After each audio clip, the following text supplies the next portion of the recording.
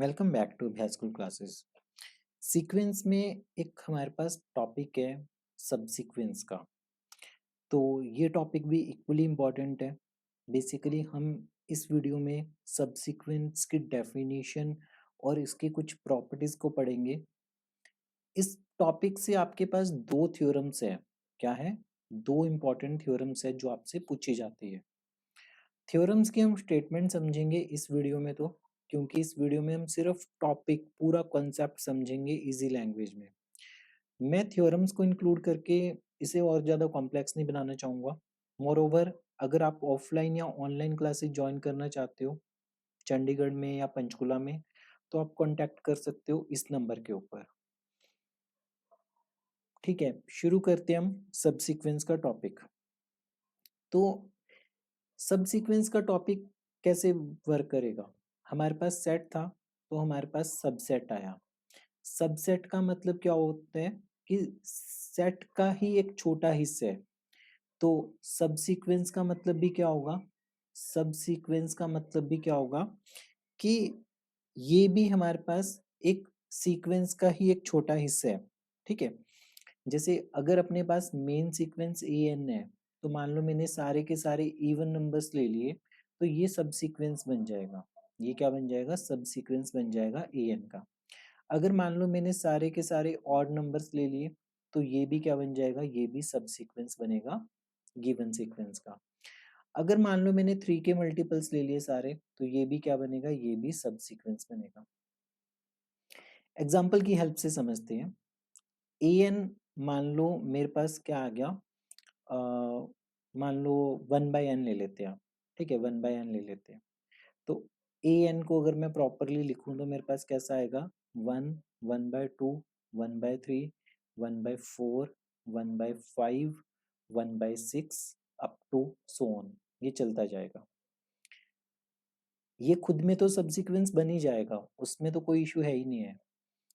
हम बात करते हैं इवन नंबर्स का, मतलब कि हम A2, A4, A6, A8, ये सारे टर्म्स जो इवन टर्म्स हैं उन सब का हमने सब सीक्वेंस बना लिया। फिर A2n-1, तो इसमें क्या बनेगा? A1, A3, A5, A7 up to so on. इन सब का हमने सब सीक्वेंस बना लिया। A3n का मतलब क्या होगा? A3, A6, A9, A12 up to so on. इन सब का सब सीक्वेंस बना लिया। तो कुछ नहीं किया हमने, बस सीक्वेंस का ही कोई एक सेट उठा लिया जो एक पर्टिकुलर रूल फॉलो कर रहे हैं। जैसे इसमें इवन थे, इसमें सारे ऑड है, इसमें 3 के मल्टीपल्स हैं, वो चीज हमने ले ली। तो यहाँ से हमें पता चल गया कि ये सब सीक्वेंस बन रहे हैं। अब इसके कुछ इम्पॉर्टेंट प्रॉपर्टीज है। सबसे पहले एक चीज है, इम्पॉर्टेंट प्रॉपर्टी है कि अगर हमारे पास सीक्वेंस कन्वर्जेंट है टू सम लिमिट से एल, अगर सीक्वेंस कन्वर्जेंट है किसी लिमिट एल के ऊपर, देन उसका कोई भी सब सीक्वेंस ले लो, उसका कोई भी सब सीक्वेंस ले लो, वो पक्का एल पे ही कन्वर्ज करेगा। वो पक्का किस पे कन्वर्ज करेगा? एल के ऊपर कन्वर्ज करेगा। जैसे इस क्वेश्चन में क्या हुआ, अपना जो ये मेन सीक्वेंस है ये जीरो की तरफ जा रहा है। जो इवन नंबर्स का सब सीक्वेंस है ये भी जीरो की तरफ जाएगा, ऑड नंबर का सब सीक्वेंस है ये भी जीरो की तरफ जाएगा। तो अगर सीक्वेंस कन्वर्ज कर रहा है लिमिट एल को, तो सब सीक्वेंस भी लिमिट एल को ही कन्वर्ज करेगा। ठीक है, और अगर सीक्वेंस डाइवर्ज करते हैं, सीक्वेंस डाइवर्ज करते हैं इन्फिनिटी या माइनस इन्फिनिटी को, then every subsequence diverge to infinity और माइनस इन्फिनिटी। तो ये एक बेसिक सी प्रॉपर्टी है हमारे पास। ठीक है, उसके बाद अगर हम बात करें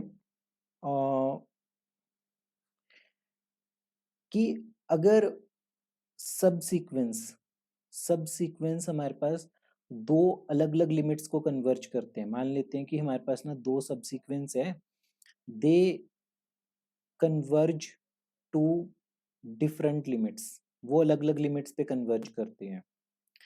तो इसका इम्प्लाइड मीनिंग ये होगा कि सीक्वेंस इज नॉट कन्वर्जेंट। इसका मतलब क्या होगा? Sequence is not convergent, sequence कभी भी कदापि कन्वर्जेंट नहीं होगा। इसके लिए हम एक छोटा सा एग्जांपल ले लेते हैं, ए एन माइनस वन की पावर एन ले लिया, हमने जो सीक्वेंस बनाया minus one one minus one one minus one one minus one one, ये सीक्वेंस बना लिया।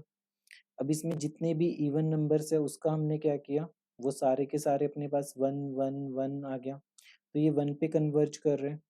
और अगर हम ऑड नंबर्स को देखें तो उसमें अपने पास सारे माइनस वन माइनस वन आ रहे हैं, तो ये माइनस वन पे कन्वर्ज कर रहे हैं। तो इवन नंबर्स वाला वन पे कन्वर्ज कर रहे हैं, ऑड नंबर्स वाला माइनस वन पे कन्वर्ज कर रहे हैं। दो सबसीक्वेंस वो कन्वर्ज कर रहे हैं डिफरेंट लिमिट्स को। तो इसका मतलब ये जो सीक्वेंस है ये सीक्वेंस कन्वर्जेंट नहीं है, दिस इज नॉट कन्वर्जिंग। ठीक है, तो ये एक इम्पॉर्टेंट पॉइंट है हमारे पास। उसके बाद दो इम्पॉर्टेंट प्रॉपर्टीज और है।